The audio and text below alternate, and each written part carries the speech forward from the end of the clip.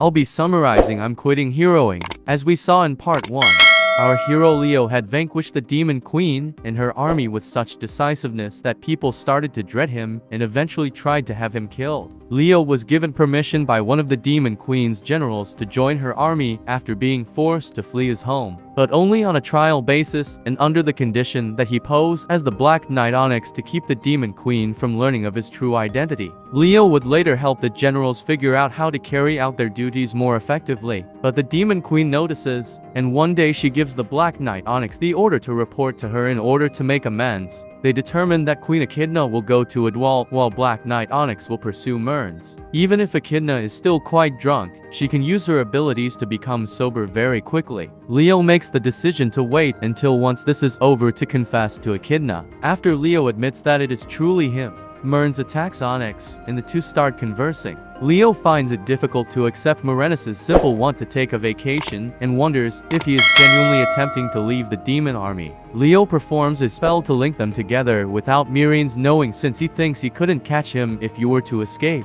Leo says he just wants Mearns to be confident of his choice, and that he will be very understanding of any option he makes. Mearns is quiet and uncooperative, and Leo just wants to know why he wants to go. Mearns eventually shares his concerns after some time. He will have to conduct his own interviews in 3 days. He acknowledges that he lacks the forceful and gregarious nature needed to accomplish so. This is especially true given that he would be conducting interviews with renownedly talkative agents and spies. Mearns responds that he had always depended on others to do it for him when Leo asks how he was able to be a guild master despite having poor communication skills. But Mearns has to do this alone himself now that Leo has sent everyone back to the world of the demons. He intended to take a lengthy trip through numerous villages in order to strengthen his ability to communicate with strangers, but recently gave up on the notion since he now wants Leo to mentor him. When Mearns tries to run away and discovers that he is shackled, Leo chastises him for not seeking assistance before composing the letter. Then,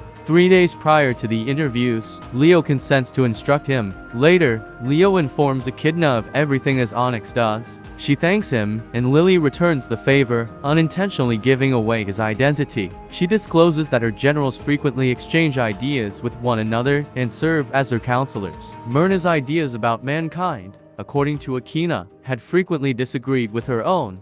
Leo describes how, in the aftermath of their struggle, Mearns had threatened to wipe out humanity if Leo did not defeat him.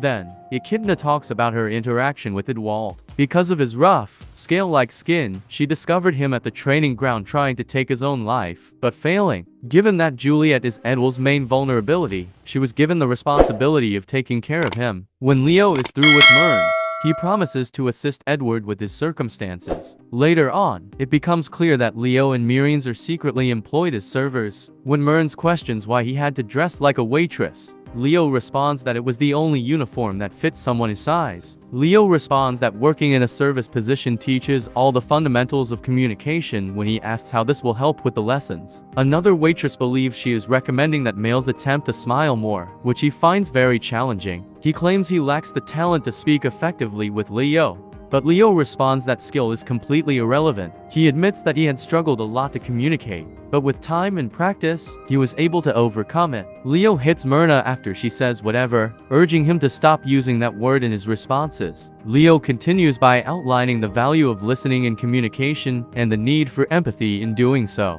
Assassins are trained to eliminate empathy as their first skill, Mearns explains. Leo then teaches him a covert method for effective communication: shut up and listen. Mearns strikes him, believing he's kidding, but Leo tells her that others will come to you for guidance if they notice you're a good listener, as well as a confidant. At that moment, a few boisterous patrons summon Mearns and start making fun of him. Mearns did a fantastic job of trying to give excellent service, but the jeers would eventually escalate into harassment. Leo is asked to step in by another waitress because he believes Mearns can handle himself. Mearns then dispatches the rowdy patrons with speed. As the day draws to a close, Leo compliments Mearns on his gradual but noticeable progress. Leo considers how Mearns, like Lily, already knew the fundamentals and just needed the chance to polish them. Later, they would get together again so Mearns could practice interviewing Leo. He says that he is free to ask him any questions, but as soon as he notices Mearns' expression, he immediately regrets it.